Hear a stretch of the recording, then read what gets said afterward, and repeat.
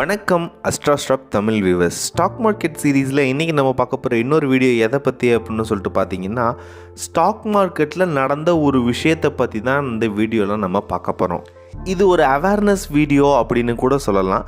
Stock மார்க்கெட்டில் இருக்கிற எல்லாருமே இது மாதிரியான விஷயங்கள்லாம் நடக்குது அப்படின்னு சொல்லிட்டு கண்டிப்பாக நீங்கள்லாம் தெரிஞ்சிருக்கணும். அப்போ தான் உங்களுக்கு உங்கள் ஃப்ரெண்ட்ஸ்க்கும் இது மாதிரி எதுனா ஒரு விஷயம் நடக்கும்போது நீங்கள் சேஃபாக இருக்கலாம் அண்ட் சேஃபாக இருக்கவும் ஹெல்ப்ஃபுல்லாக இருக்கலாம் உங்கள் ஃப்ரெண்ட்ஸ் உங்களுக்கு தெரிஞ்சவங்களுக்கு.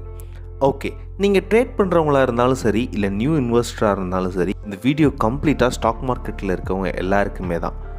வீடியோக்குள்ளே போகிறதுக்கு முன்னாடி AstraStocksTamil சேனலை சப்ஸ்கிரைப் பண்ணிக்கோங்க ஃபார் த டெய்லி அப்டேட்ஸ்.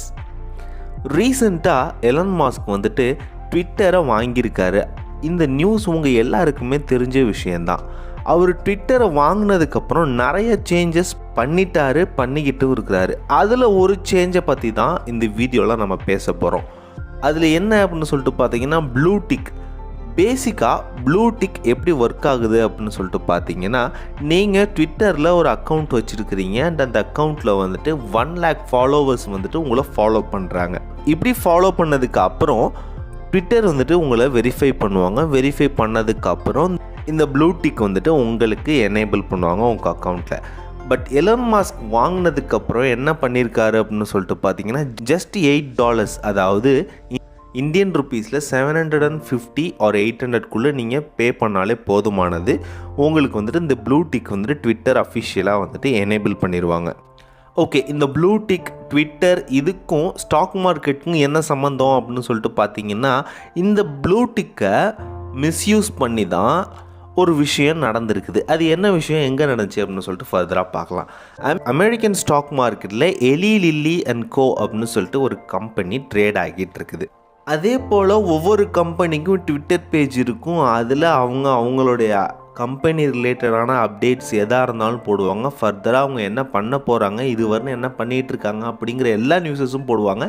அதை நம்ம எல்லாருமே பார்ப்போம்.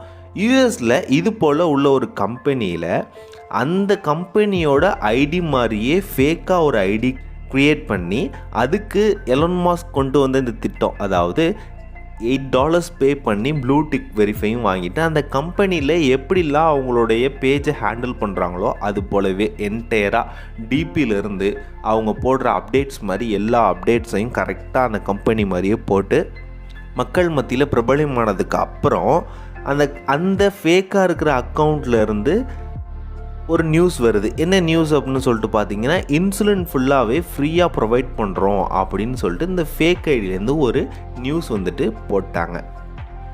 இதை பார்த்த நிறைய இன்வெஸ்டர்ஸ் என்ன பண்ணிட்டாங்க அப்படின்னு சொல்லிட்டு பார்த்தீங்கன்னா, அந்த இன்சுலின் ஸ்டாக் எல்லாத்தையுமே தொடர்ந்து செல் பண்ண ஆரம்பிச்சிட்டாங்க.